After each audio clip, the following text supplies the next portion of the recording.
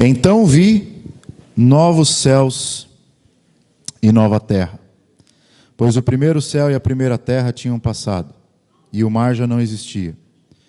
Vi a cidade santa, a nova Jerusalém, que descia dos céus da parte de Deus, preparada como uma noiva adornada para o seu marido.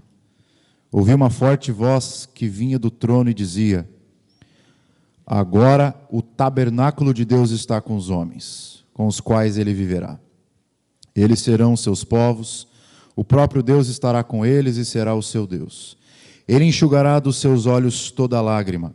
Não haverá mais morte, nem tristeza, nem choro, nem dor, pois a antiga ordem já passou. Aquele que estava sentado no trono disse: estou fazendo novas todas as coisas. E acrescentou: escreva isto, pois essas palavras são verdadeiras e dignas de confiança. Disse-me ainda: está feito. Eu sou o Alfa e o Ômega, o princípio e o fim. A quem tiver sede darei de beber gratuitamente da fonte da água da vida. O vencedor herdará tudo isto, e eu serei o seu Deus, e ele será meu filho. Mas os covardes, os incrédulos, os depravados, os assassinos, os que cometem imoralidade sexual, e os que praticam feitiçaria, os idólatras, e todos os mentirosos, o lugar deles será no lago de fogo que arde com enxofre. Esta é a segunda morte. E um dos 7 anjos que tinha 7 taças cheias das últimas 7 pragas, aproximou-se e me disse: venha, eu lhe mostrarei a noiva, a esposa do Cordeiro. E ele me levou no espírito a um grande alto monte e me mostrou a cidade santa, Jerusalém, que descia dos céus da parte de Deus. E ela resplandecia com a glória de Deus, o seu brilho era como de uma joia muito preciosa, como jaspe, clara como cristal. Tinha um grande e alto muro com 12 portas e 12 anjos junto às portas. Nas portas estavam escritos os nomes das 12 tribos de Israel. Havia 3 portas ao oriente, 3 ao norte, 3 ao sul, 3 ao ocidente. O muro da cidade tinha 12 fundamentos, e neles estava o nome dos 12 apóstolos do Cordeiro. O anjo que falava comigo tinha como medida uma vara feita de ouro, para medir a cidade, suas portas e seus muros. A cidade era quadrangular, de comprimento e largura iguais. Ele mediu a cidade com a vara, tinha 2.200 quilômetros de comprimento, a largura e a altura eram iguais ao comprimento. Ele mediu o muro e deu 65 metros de espessura, segundo a medida humana que o anjo estava usando.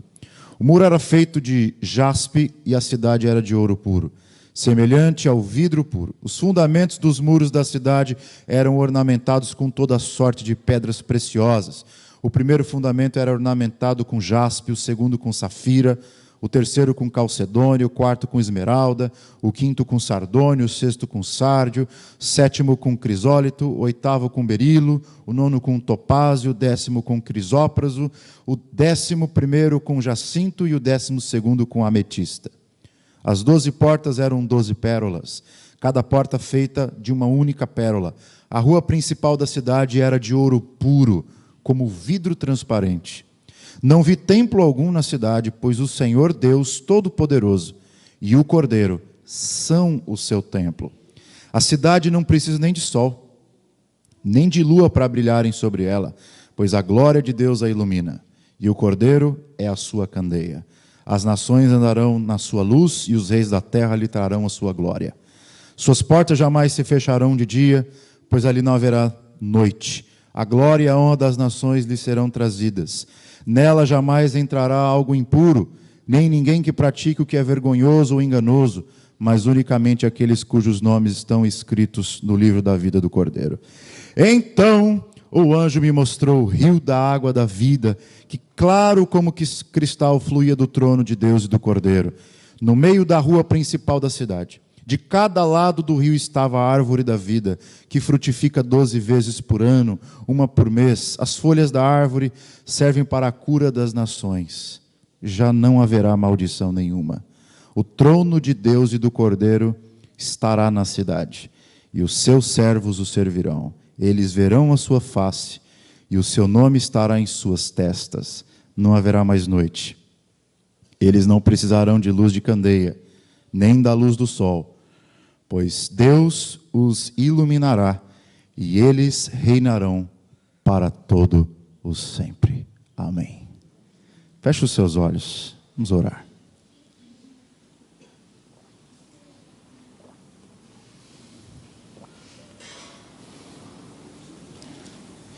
Senhor, tudo isso que nós lemos é maravilhoso demais para nós. A gente não tem condições intelectuais, condições mentais de apreender tudo que está escrito aqui, porque isso aqui é um grande mistério. E como um grande mistério, o Senhor traduziu isso para João usando imagens, metáforas, figuras, que nos dão apenas uma leve sensação de como será esse lugar, de como será a eternidade e de como será a nossa vida com o Senhor. Minha oração nessa noite é que a minha palavra não venha de mim, mas venha do Senhor, e que o teu povo possa entender o que espera aqueles que estão em Cristo, e que possamos nos alegrar naquilo que o Senhor está preparando para nós, e vivermos o presente, o aqui e agora, na expectativa daquilo que o Senhor já preparou para nós no futuro. É minha oração em nome de Jesus. Amém. Amém. Irmãos, você percebeu que para interpretar isso aqui, a gente precisaria de alguns dias, né? Quando eu dei aula no seminário sobre esse capítulo, eu demorei 8 dias, 8 aulas. Na minha dissertação eu demorei 200 páginas. Então eu jamais vou conseguir explicar para vocês cada detalhe aqui. Mas o que eu vou tentar trazer para vocês? A essência. Grava aí, irmão, a essência do que vai ser a vida eterna. Número 1, vai ser um novo lugar. Número 2, vai ser um novo povo. E número 3, uma nova realidade, sem maldade e sem sofrimento. Número 1, um novo lugar. Número 2, um novo povo. Número 3, uma nova realidade, sem sofrimento e sem dor e sem maldade. Vamos começar pela primeira. Vai ser um novo lugar. Capítulo 21, verso 1. Vi novo céu e nova terra, pois o primeiro céu e a primeira terra passaram. Irmãos, como começa Gênesis 1? No princípio, criou Deus os céus e a terra. E como termina a Bíblia? Vi novo céu e nova terra. O livro que Deus deixou para o seu povo, o livro que Deus deixou para nós entendermos quem Ele é, começa com a criação. E o livro que Ele deixou para nós descobrirmos quem Ele é, e o plano para a nossa vida, termina com a criação, só que com uma nova criação. Irmãos, na língua grega, existem 2 maneiras de você se referir a algo novo. Você pode usar a palavra neo, ou você pode usar a palavra kainos. O que é neo? Neo é quando é algo feito do nada, que nunca existiu. A primeira criação de Deus. É algo nova, é algo que nunca existiu. Por exemplo, eu vou dizer aqui para vocês que meu sonho de ser pai está se aproximando. Minha esposa está de 7 meses. O nome do bebê é Valentim. Vai ser uma nova criança, porque ela vai vir do nada. Ela vai ser uma nova em origem. Mas vamos supor que um dia o Valentim, meu filho, ele cresça e não corte o cabelo, e fica aquele cabelo todo bagunçado. Eu levo ele num salão para ele cortar o cabelo, aí o Valentim corta o cabelo e ele chega em casa novo. Nossa, mas você está novo, cara. Você saiu daqui todo esbagaçado, com o cabelo todo bagunçado, chegou novo. Esse novo que a gente diz, não é novo de origem, é novo em qualidade. Vamos supor aqui que o mestre Éder vai para a academia, junto comigo, e a gente perde 20 quilos juntos, numa empreitada pastoral aí. É para aplaudir de pé, não é, igreja? Percebeu que eu saí da academia, né, irmãos? E aí então, quando eu e o Éder chegam nas suas respectivas casas, as nossas esposas olham para nós e falam assim: uau, meu marido está novo. Mas é novo porque é outro? é o mesmo restaurado. É essa a palavra que é colocada aqui em Apocalipse. Não é novo porque será outro. É novo porque será o mesmo, mas o mesmo com qualidade rejuvenescida. A palavra anel é novo de origem, a palavra kainos é novo em qualidade. O que João está dizendo para nós aqui é que será um lugar tão novo, tão lindo, tão maravilhoso, tão esplêndido, que vai parecer outro lugar, mas você saberá que vai ser o mesmo. O que a Bíblia está ensinando para nós, irmãos, escuta aí, que vida eterna não é morar em cima de uma nuvem, não é ficar tocando harpa com os anjos eternamente, não é ficar pulando de nuvem em nuvem, num céu etéreo, não físico, imaterial, como muita gente pensa. Tem muita gente que pensa que vida eterna é ficar lá em cima, tocando a sua harpa com Davi, com Abraão, com Jesus, vivendo como almas, com as suas asinhas, voando para lá e para cá, como fantasmas iluminados. Não é isso que a Bíblia ensina. A Bíblia ensina que quando Jesus voltar em glória, Ele vai restaurar essa criação aqui, esse chão aqui, essa cidade aqui será restaurada. E Vicente de Carvalho será um lugar tão bonito que você só vai lembrar que era o mesmo lugar porque você sabe que é o mesmo lugar. Deus vai restaurar tudo. Vai ser um novo lugar. Não haverá mais poluição, não haverá mais caos, não haverá mais degradação ambiental. Será um novo lugar. Não haverá mais favelas, não haverá mais pobreza, não haverá mais falta de recursos. Será uma nova terra, um novo céu. O céu não terá mais demônios como tem hoje. Sabia disso, irmãos? Até o céu será restaurado, de acordo com o texto. É um novo céu e uma nova terra. Viveremos. O texto fala uma segunda coisa que é muito interessante. Que essa nova Jerusalém, ela está vindo de baixo para cima ou de cima para baixo? De cima para baixo, a nova Jerusalém descendo do céu, da parte de Deus, ataviada como uma noiva preparada para o seu esposo. É um negócio tão interessante, isso aqui é a metáfora de um casamento. Qual que é a ideia aqui? A eternidade será o casamento do céu com a terra. Nós estaremos no céu ao mesmo tempo que estivermos pisando na terra, estaremos na terra ao mesmo tempo que estivermos morando no céu. É uma união de céu e terra. Nós estaremos lá. Então quer dizer que, pastor, a gente não vai morar no céu? No céu é o lugar onde a gente mora agora, se a gente morre. Por exemplo, eu tenho um amigo que eu perdi há pouco tempo atrás, morreu de câncer, um irmão em Cristo, que eu batizei, que fiz o casamento, e por uma fatalidade pegou uma leucemia e foi para a glória. Onde que ele está agora? O corpo dele está na terra, está lá no cemitério do Parque do Carmo, ali perto de onde eu moro. O corpo dele está lá, mas onde está a alma dele? Está no céu com o Senhor Jesus Cristo, desfrutando de uma comunhão maravilhosa e deliciosa com Ele. Bem acordado, olhando o Senhor Jesus, estando com o Senhor Jesus, e numa vida muito boa, descansando das suas obras.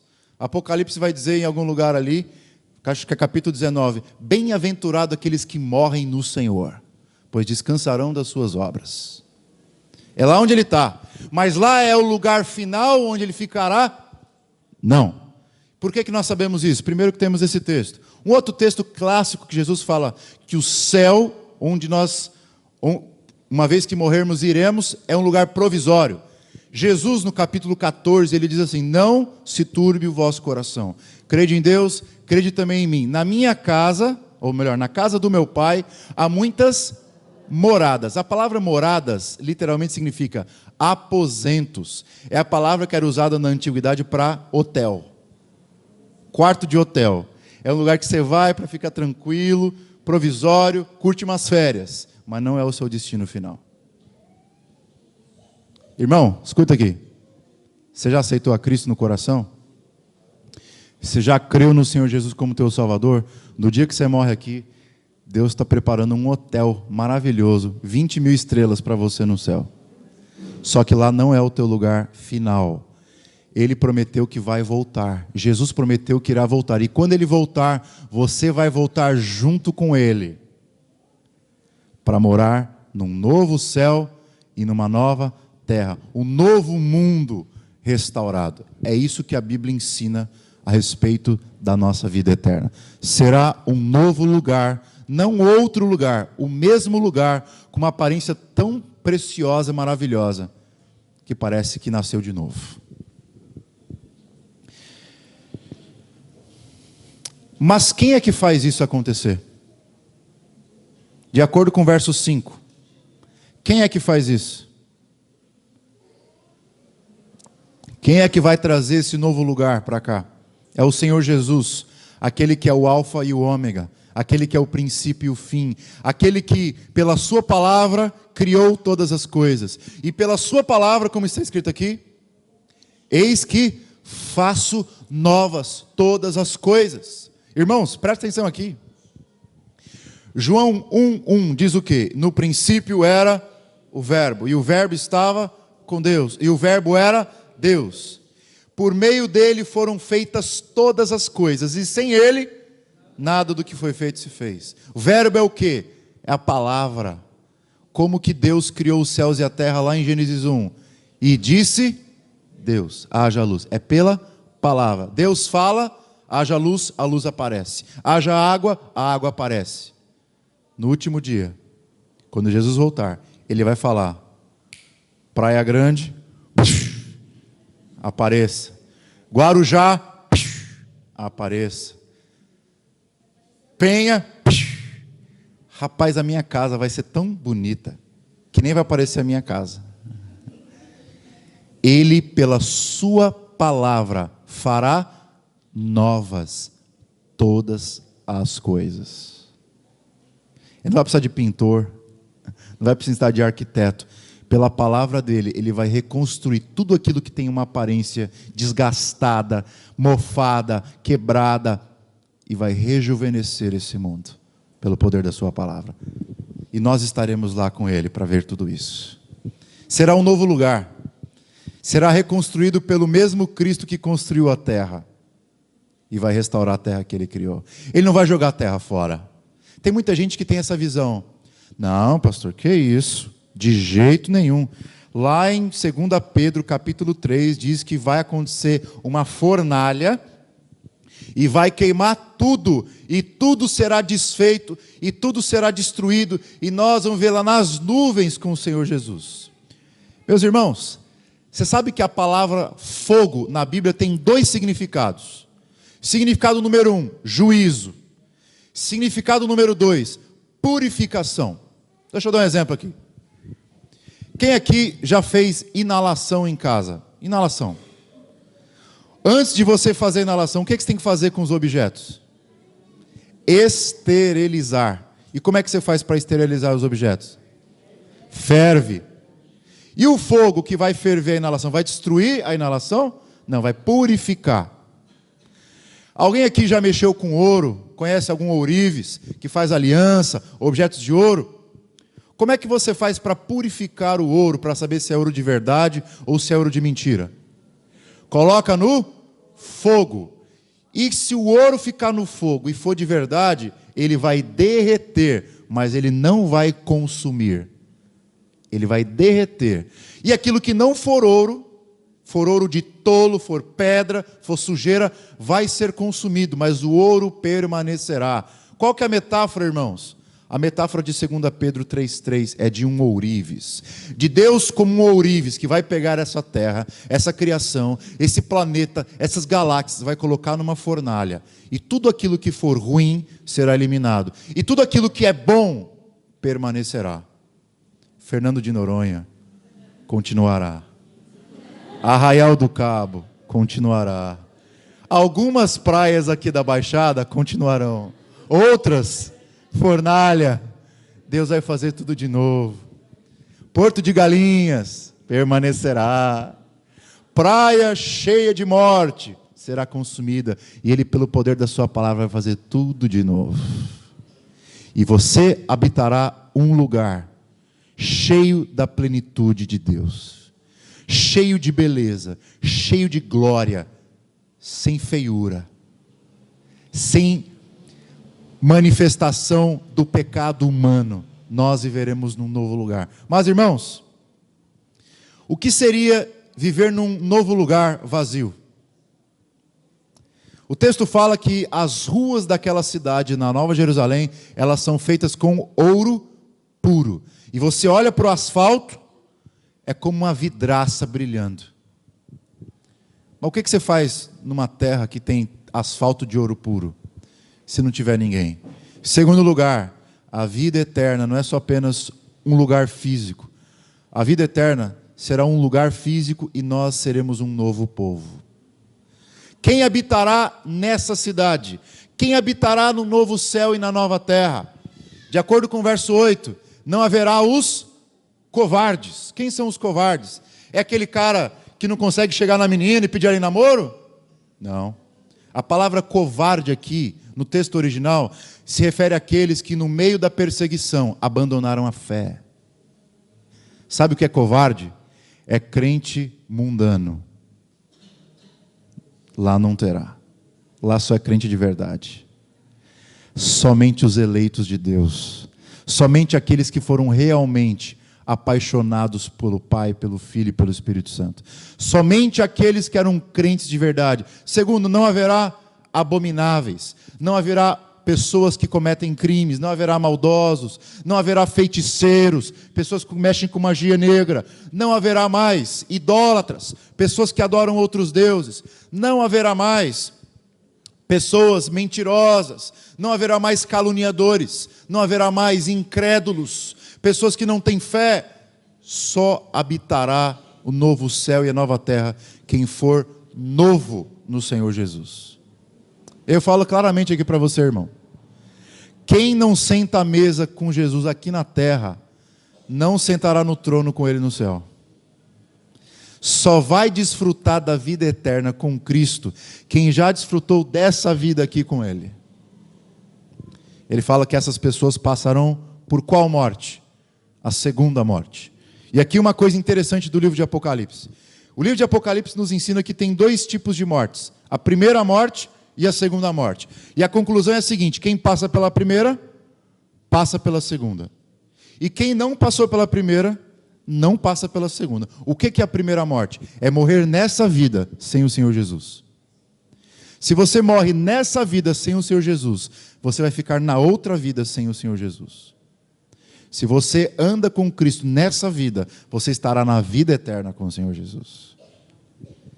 É uma terra onde habitam o povo, os escolhidos, de toda a tribo, de toda a raça, de toda a língua, de toda a nação. Você habitará com os japoneses, com os chineses, com os americanos. Você vai poder visitar Paris e visitar os franceses que se renderam ao Senhor Jesus. Você vai poder visitar os espanhóis, vai poder visitar os tailandeses, vai poder visitar os africanos, e vai poder entender a língua deles, porque todos estarão em uníssono adorando o Pai, o Filho e o Espírito Santo. Você vai conviver com todos aqueles, antes de você, depois de você, que creram no Senhor Jesus. Será um novo céu e nova terra, povoado pelo povo de Deus. E como serão esses eleitos? Como serão eles? De acordo com o texto que nós lemos, eles serão como uma noiva. Noiva, irmãos, é uma metáfora da Bíblia para falar a respeito da intimidade que nós teremos com o nosso Senhor. Nós temos intimidade com Jesus aqui agora, sim ou não? Mas essa intimidade é plena? É uma intimidade limitada. Por mais crente que você seja, minha irmã, você é uma pecadora. Por mais crente que você seja, homem de Deus, você tem uns pensamentos que, se eu soubesse que você pensou semana passada, eu nem subi aqui. E se você soubesse que eu pensei semana passada, você nem me via pregar. Somos terrivelmente pecadores. Mesmo depois de aceitarmos Cristo, de recebermos o Espírito Santo, continuamos a pensar coisas terríveis, a falar coisas terríveis e a fazer coisas terríveis. Mas um dia, a sua mente será purificada e o seu único pensamento será em glorificar a Deus e fazer a sua vontade. Um dia, a sua boca será tão pura que da sua boca só vai sair poesia para Deus e poesia para o próximo. Se você é uma pessoa, um marido aí que nunca conseguiu ser romântico para sua esposa, vai chegar o dia que da sua boca só vai sair coisa boa. Se você, irmão, é uma fofoqueira de carteirinha, um dia Deus vai fechar sua boca e vai colocar nela palavras maravilhosas. Aleluia, Jesus. Pastor nunca mais vai ter problema com o irmão fofoqueiro. Se você é um cara estressado, é um cara depressivo, é um cara doente emocionalmente, vai chegar um dia que na sua alma só vai ter motivos para sorrir. Se você já passou por doenças, já teve que ficar internado numa UTI, vai chegar um dia que você vai poder jogar bola, jogar futebol com seus amigos por horas e horas e horas, tomar canelada e não vai xingar ninguém, porque o coração de cada um de nós só vai fluir amor, só vai fluir paz, só vai fluir comunhão. É isso que nos espera. Um tempo, um lugar e uma nova realidade de quem nós somos, completamente aperfeiçoada pelo Pai, pelo Filho e pelo Espírito Santo. Nós seremos, de acordo com o apóstolo Paulo, 1 Coríntios capítulo 15, o nosso corpo. Escuta aí, ó. Você gosta do seu corpo? É melhor você começar a gostar, porque vai ser o mesmo. Ai, pastor, mas eu me acho muito feio. Então se acostume, porque um dia você vai achar bonito. O apóstolo Paulo diz que quando Cristo, escuta aí, meu irmão, quando Cristo se manifestar, isso é 1 Coríntios 15, o nosso corpo, que hoje é corruptível, se revestirá de incorruptibilidade. Imagina que um corpo que nunca mais vai feder. Olha que maravilha, você nunca mais vai reclamar do seu marido. Irmão, creia. Um corpo que não pega mais doença, não tem mais H1N1, não tem mais dengue, não tem mais dor de garganta igual eu tenho. Um corpo perfeitamente saudável. Você nunca mais vai sentir fome. Nunca mais vai sentir sede. Nunca mais vai sentir vontade de fazer qualquer outra coisa que vá contra a sua saúde. Até o chocolate vai ser abençoado no céu. Tem uns irmãos que perguntam para mim assim, pastor.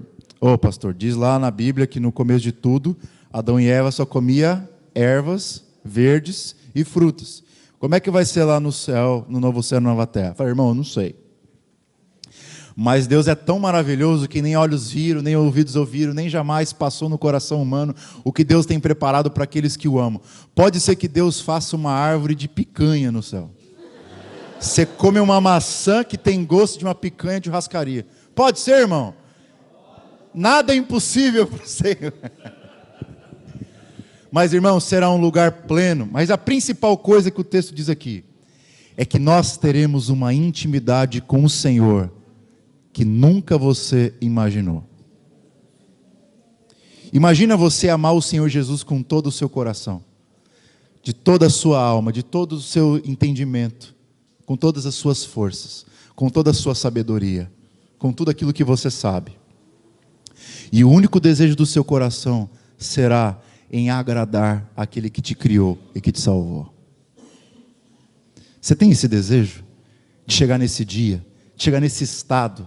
Às vezes eu olho para mim, eu sou pastor, mas eu olho algumas coisas que eu falo para minha mãe, às vezes eu presto atenção na maneira como eu trato a minha esposa, às vezes eu presto atenção na forma como eu trato alguns irmãos da igreja, como eu trato alguns amigos. Assim, eu estou muito longe. Eu estou muito longe desse alvo.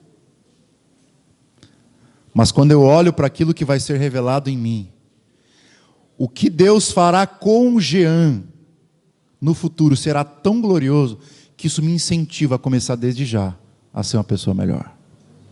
Saber sobre o futuro, irmãos, escuta isso. Não é apenas algo que aguça a sua curiosidade, é algo que transforma a sua realidade. Quanto mais você descobre sobre as realidades eternas, mais encorajado por Deus e capacitado pelo Espírito Santo você é para viver uma vida diferente no presente. Isso é verdade de Deus para nós. Deixa eu contar uma história para vocês. Tem um missionário, John Peyton. Ele foi missionário entre os índios em New Hebrides, uma região perto da Nova Zelândia, perto da Austrália. E ele foi missionário naquele lugar, quando aquele lugar era povoado por canibais. Você sabe o que é canibal, gente? São seres humanos que comem seres humanos. E Deus o chamou para ser missionário naquele lugar. Ele foi com a sua esposa e os seus filhos. Enquanto ele evangelizava os índios, canibais, por diversas maneiras e diversas formas, em diversos momentos, os canibais tentaram investir para comer os seus filhos, para acabar com a vida da sua família. E na sua autobiografia, você pode procurar, foi traduzido em português, ele enterrava os filhos vivos, para que quando os canibais chegassem na sua casa, ele não encontrasse os meninos.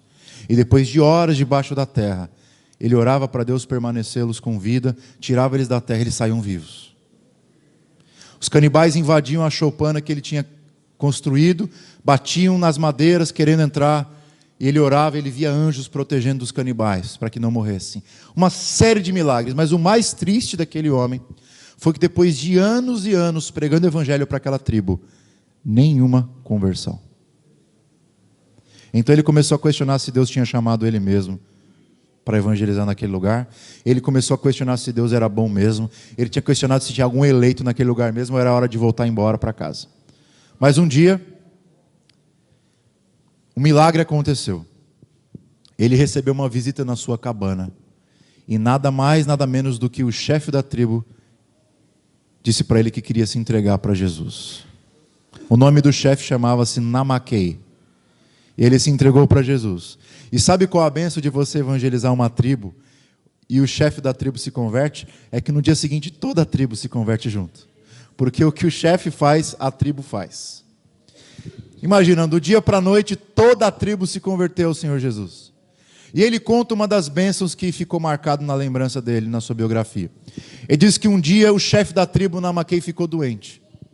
Pouco tempo depois da sua conversão. E ele estava na sua casa, moribundo, prestes a dar o seu último suspiro e partir. Então, os seus filhos chamaram o missionário para orar por ele. E o missionário foi correndo para orar por Namaquei. E quando ele ia estender a mão para orar por ele, o chefe da tribo disse: não ore por mim. Eu não quero que você ore por mim. Então o missionário disse: mas por que você não quer que eu ore por você? Você está numa situação dessa. Nós queremos que Deus pode curar você e restituir sua saúde. Não ore por mim. Desde a minha conversão, eu tenho sonhado com um dia que eu irei ao céu. Não me tire o privilégio de ser o primeiro homem da minha tribo a ver Jesus face a face. O missionário não orou por ele. E ele morreu. E foi o primeiro homem da sua tribo, a tribo, uma das mais cruéis do mundo, a ser restaurado e ver o Senhor Jesus face a face. Quanto você deseja ver Jesus face a face? Quanto você deseja ter o seu coração inflamado pelo amor de Deus? E ter a experiência de não precisar de mais nada, irmãos? Se você perder todo o seu dinheiro, todos os seus bens, toda a sua saúde, tudo aquilo que você conquistou em vida, e só te sobrar Jesus, você está satisfeito? Mudando a pergunta, se você já tem Jesus, o que é tudo? Se você já tem o tudo, que é Cristo, quando você perde aquilo que é detalhe, você continua satisfeito. Isso é um coração que tem Jesus Cristo no centro. Eu quero ter um coração desse. Mas eu sei que por mais que eu me esforce aqui nessa vida, meu coração sempre tem mancha, sempre tem falha. Mas eu espero o dia em que não haverá outro amor na minha alma, não haverá outro desejo na minha alma, a não ser o de adorar o Senhor Jesus e fazer Ele o centro da minha vida. Isso começa aqui, mas só vai ser completado eternamente. Então o que é a vida eterna, irmãos? É um novo lugar, mas também é uma nova experiência espiritual, é um novo povo que vive em intensidade espiritual com Deus. O texto dá alguns exemplos disso. Ele diz que será o tabernáculo de Deus com os homens. Você já ouviu a palavra tabernáculo? Você sabe o que é um tabernáculo? Irmão, sabe o que é um tabernáculo? É uma palavra usada no Antigo Testamento que significa tenda. é uma tenda. Sabe o que é uma tenda, irmãos? É uma barraca. Um dia, Davi estava sem muita coisa para fazer no palácio, ele teve uma ideia. Ele estava lá no seu palácio, luxuoso, cheio de pedras preciosas. E ele olhou para o tabernáculo do povo de Deus.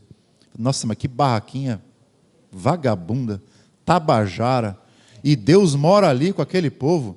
Eu vou construir uma casa para o meu Deus. E ele ficou cheio de orgulho. Vou construir uma casa para o Senhor, ó. Imagina uma coisa dessa, Éder. O Senhor dos Senhores, o Deus Todo-Poderoso, o Deus que criou céus e terra, o Deus que mediu a terra em palmos. Você vai construir uma casa para mim? Eu não habito em tendas ou em casas feitas por mãos humanas. Eu quero ficar na barraquinha com o meu povo. Eu estou feliz ali. E Davi não entende. Fala assim, mas Davi, para você ficar feliz, eu vou deixar você construir uma casinha para mim, mas não vai ser você não, porque as suas mãos estão cheias de sangue. Vai ser o seu filho. Ele vai construir uma casa para mim, mas um dia vai virar um outro. Um dia virá um outro. E ele construirá uma casa que não cairá. Irmãos, onde é que está o templo de Salomão? Não está na Celso Garcia, lá em São Paulo. O templo de Salomão foi destruído pelos babilônios há muito tempo. O que reconstruíram depois do segundo templo foi um templinho tabajara de segunda categoria, que o próprio texto bíblico inspirado diz que os anciãos que tinham visto a glória do primeiro templo olharam para aquilo e falaram assim, o que é isso? Não é nada. Mas Deus tinha prometido um outro templo, que jamais seria abalado. O que é esse templo, irmão? Você sabe? Deixa eu dar uma dica para você. Abre lá em João 2 para mim. Vai lá rapidinho. João 2.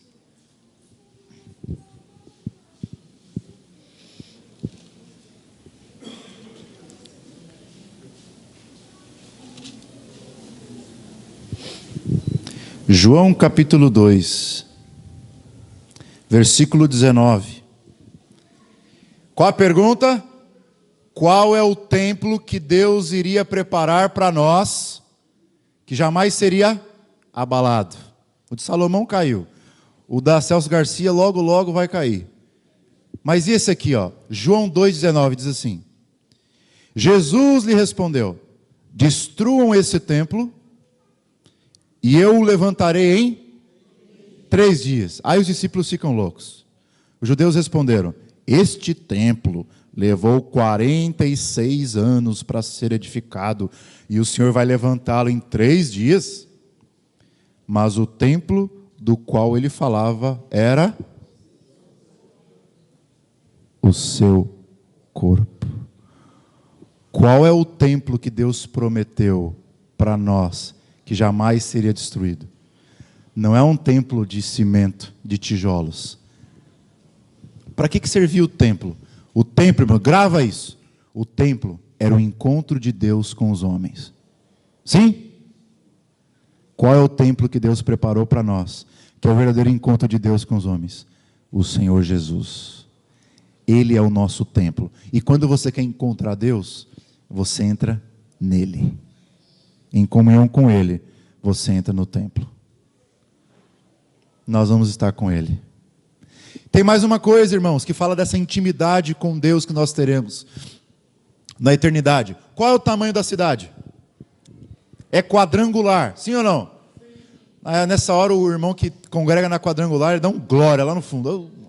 Nossa doutrina é ótima. Viu? Quadrangular. Essa é a doutrina certa. Irmãos, qual era a única coisa quadrangular no Antigo Testamento? Só tinha uma coisa: o templo não era quadrangular, o átrio dos gentios não era quadrangular, o santo lugar onde eles ofereciam sacrifícios menores não era quadrangular. Só tinha um lugar em toda a estrutura israelita do Antigo Testamento que era quadrangular: o Santo dos Santos. O lugar onde o sumo sacerdote entrava quantas vezes por ano? Uma. E ele tinha que entrar sem pecado, sem mancha, tirar as sandálias dos pés. E Deus se manifestava apenas para uma pessoa durante um dia, durante todo o ano. O que Deus está dizendo para nós? Que quando nós chegarmos na eternidade, a experiência que nós vamos ter com Deus é a experiência de estarmos todos juntos no Santo dos Santos, experimentando o máximo que Deus pode dar dele para nós, eternamente. Aquilo que uma pessoa experimentava, todos experimentarão. E aquilo que uma pessoa experimentava uma vez por ano, todos nós experimentaremos pelos séculos dos séculos. Essa é a experiência que você vai ter com Deus. A cidade era quadrangular. Quem tem ouvidos para ouvir, ouça. João está falando com o povo dele. Vamos para o fim. João diz mais: era um lugar, era um novo céu, era uma nova terra, é um novo povo vivendo uma vida intensa com Deus, uma noiva. A cidade quadrangular é uma nova Jerusalém, é o casamento de céu e terra, é Deus morando no tabernáculo com eles, é um santo dos santos em vida. Mas tem mais uma coisa: é uma realidade onde não há mais maldade, sofrimento e lágrimas. Que maravilha! Terceira coisa, irmãos, que você precisa entender sobre a eternidade é: um dia, quando Jesus retornar da glória para nos buscar, Ele com as suas próprias mãos enxugará dos seus olhos todas as suas lágrimas. Você conhece alguém que sofre? Já parou para pensar no sofrimento de Jó? Ele tinha, irmãos, 7.000 ovelhas, 3.000 camelos, 500 juntas de bois, 500 juntas de jumentos. Ele tinha uma esposa maravilhosa. Ele tinha 7 filhos, 3 filhas, diversos servos. Uma saúde impecável. Do dia para a noite, piratas invadiram a sua casa, levaram todo o seu rebanho. No outro dia, os seus 10 filhos estavam reunidos no banquete. Veio um vento oriental e destruiu a todos. No outro dia, vieram homens cruéis do Oriente e mataram seus servos. No outro dia, Satanás levantou uma praga sobre Jó e ele ficou com úlceras da cabeça aos pés e se coçava com cacos de telha. E sabe o que ele respondeu para o Senhor? O Senhor deu, o Senhor tomou. Bendito seja o nome do Senhor. O que é isso, irmãos? No meio da dor, ele tinha certeza que Deus um dia se levantaria sobre a terra e iria acabar com a sua dor. Jó capítulo 19, verso 25. Porque eu sei que o meu Redentor vive, e por fim se levantará por sobre a terra, e em minha carne eu verei a Deus. Esses olhos o verão e não outros. De saudade desfalece o meu coração. Irmão, o apóstolo Paulo, Romanos 8,18, porque eu tenho por certo que os sofrimentos do tempo presente não podem ser comparados com a glória que há de ser revelada em nós. Quem nos separará do amor de Cristo? Eu estou bem certo que nem morte, nem vida, nem anjos, nem principados, nem coisas do presente, do porvir, nem poderes, nem altura, nem profundidade, nem qualquer outra criatura poderá nos separar do amor de Deus que está em Jesus Cristo, nosso Senhor. Irmão, vai ter um dia que a eternidade vai raiar sobre nós. Todas as nossas dores, sejam elas dores do lado de dentro, sejam dores do lado de fora, sejam dores físicas, sejam dores psicológicas, dores da mente, dores da memória, dores de perder um filho, de perder uma mãe, de perder um marido, de perder o emprego, de perder a carreira, de perder a saúde. Não interessa, haverá um dia que a dor sumirá do mapa daqueles que têm o Senhor Jesus Cristo como seu escudo. E por que nós temos essa certeza? Porque um dia toda a nossa dor caiu sobre um. E porque toda a nossa dor caiu sobre um, todos aqueles que estão nele vencem as dores junto com ele. Certamente ele levou sobre si todos os nossos pecados e carregou sobre os seus ombros todas as nossas enfermidades e dores. O castigo que nos traz a paz está sobre ele. Cortado ele foi da terra dos viventes. Quem por ele cogitou descendência? Agradou a Deus moê-lo pelos nossos pecados. E porque ele sofreu tudo que os seres humanos sofreram, aqueles que viveram antes dele e aqueles que nasceriam depois dele, em Cristo nós temos a promessa de que nunca mais sofreremos quando entrarmos na glória eterna.